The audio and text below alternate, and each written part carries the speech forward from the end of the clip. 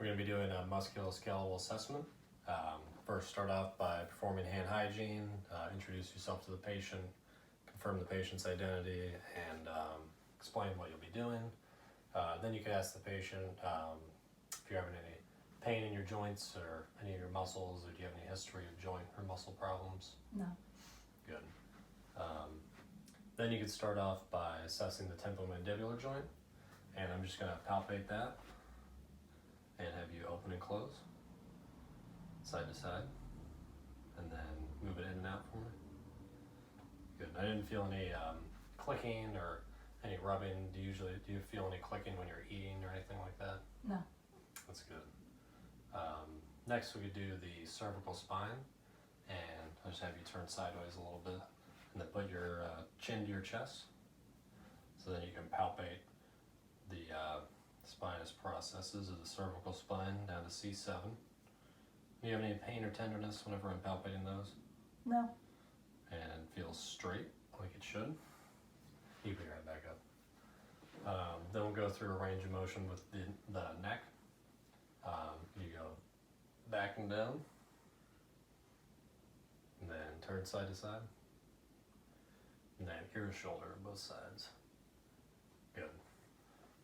Next we could do the rest of the spine, and I'll just have you turn this way. And then first you just want to inspect it, look at it, see if it's straight, look at the shoulders, look at the scapula. Those should also be symmetrical. You don't want to have one shoulder too much higher than the other. You can look at the hips as well, make sure everything's in line, look at their posture.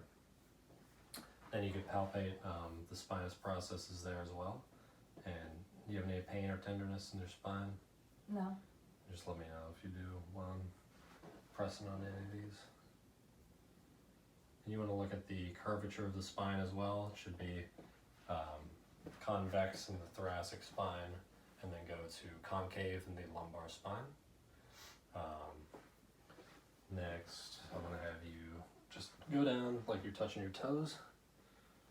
And you want to look for the curvature here, and that should be this C shape that we do see. And if you're looking straight on from the back, you can also assess for scoliosis, where one side will be raised up higher than the other one. You can stand back up. Next we'll do a range of motion for the spine. I'll have you put your hands on your hips, and then just dip side to side, and then turn without moving your hips if you can. Good. So the spine's normal. Next we do the shoulders. First you just look at the shoulders, palpate, feeling for anything abnormal. Do you have any pain or tenderness in palpating? No. And then go through a range of motion with those as well. So I'm going to have you go up like this, put your arms out, and then behind your head, and then back down, and then up like this, and then back down and tuck behind. Good. And that's a full range of motion for the shoulders. Next I'll have you shrug. I'm just going to apply a little resistance. Good, strong. Then you put your arms out straight, and then push down, and then you flip your hands, and back up. Good. Next we'll move down to the elbows, and just palpate the elbows. Any pain or tenderness here? No.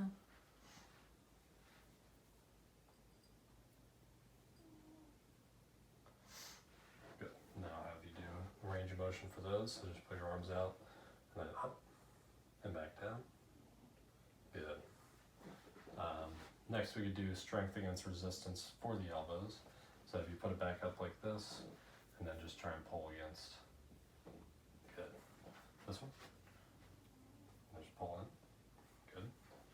And then put them out like this, and then back down. Good. And those were all strong against resistance, and equal on both sides. Next we move down to the wrists. Do you have any pain or stiffness in your wrists? No. Should I take that off? No, that's fine. could have them remove their watch if it's getting in your way, but for our purposes, it's alright. Next, we go through a range of motion with the wrists, and I just have you stick them out like this, and then go down, up, back down, and then out, and in. Next, we do the fingers too while we're here. Go down, and up, and then out like this, and back in. Good. And you could, another thing you can do is assess for tunnels, which would be for carpal tunnel, and you just tap on the median nerve right at the wrist here.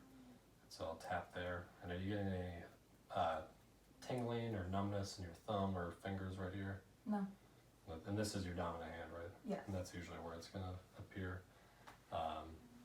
If that was normal, or if that came out positive and they did have tingling or numbness in their fingers, you could have them do another test where they put their hands like this and have their arms straight out, and you would have them hold it there for a minute and then assess if they were having any numbness or tingling in their hands. But there was no positive signs, so I don't have to do that.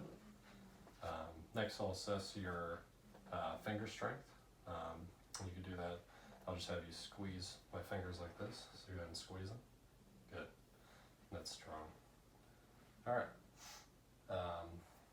Next, you want to palpate the hands and the fingers as well. There's a lot of bones in here, so you want to make sure you palpate all of those. Any pain or tenderness when I'm feeling these? No. I'm gonna do this one.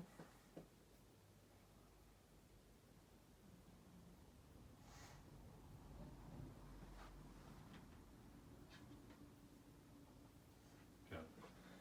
Okay. Next, we do the hips. For this one, I'll have you lay down. Flat? Yeah, lie flat. Do you have any problems in your hips? Any pain when you're walking or anything? No. And you just palpate in the sides of the hips here. Then I could have you do some range of motion with those. So I'll have you bring this one out like this, then back in, and then up, and down, and then flex of the knee, in like this, and out, and then in as far as you can go this way, and then back down. We'll do the same thing with this one. We won't be able to get too far this way, but it'd be like that, then back in, up, and then down, flex here, out, and then in, and then back down.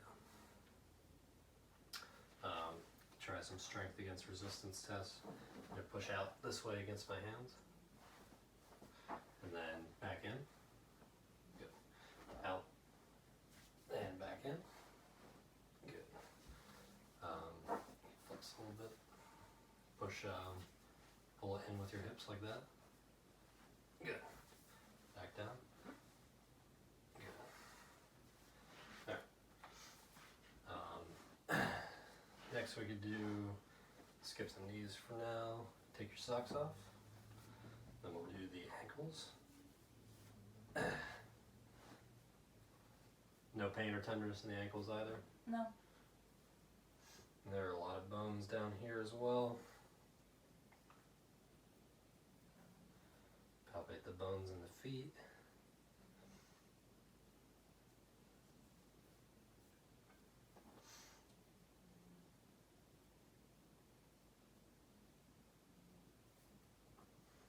Good. And then I'm just going to have you press up against my hands with your feet, then back down. Good. And those are equal and strong as well. And with the ankles, for the range of motion, you put them like straight up like you're standing, and then out, like this, and then in, and toes in, and then out, and then can you turn it in kind of like that, this one, and then out as far as you can, good. And that was a full range of motion with those. I think we me have you sit back up now. Can I put my socks down? Yes, you can.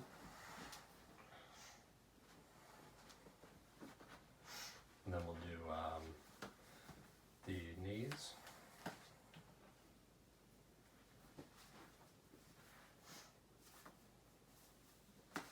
And you want to palpate the knees. No pain here either. No. Do you do any biking or running or walking or anything like that? All three. You ever feel anything in the knees when you're doing those? No. Good. Alright, so then I'll have you go against resistance as well. You don't want to stand right in front of them, but they might kick you, so they're strong. Push out. Good. And then back down. Yeah, then push out. And then back down. Good. And then for the range of motion, can you just put your legs straight out for both of them? Good. And then let me stand up. And then back like this. Now you could have the patient hold on to something for balance, but pretty balanced, so it's okay.